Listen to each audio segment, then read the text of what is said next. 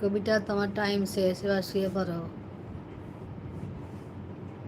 তানিম বলি, গুড নিউজটা হলো আমি একটা ইন্ডাস্ট্রিতে কাজের জন্য অ্যাপ্লাই করেছিলাম।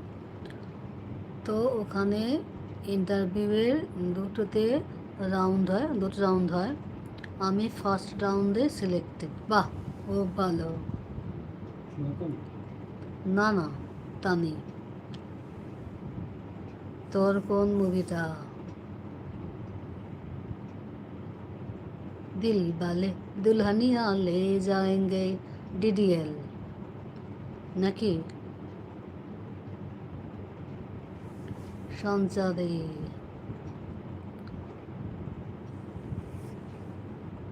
বলো।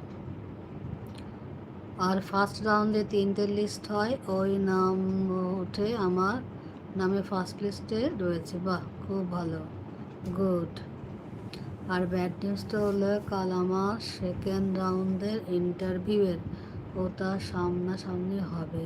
আমি একটুও কনফিডেন্ট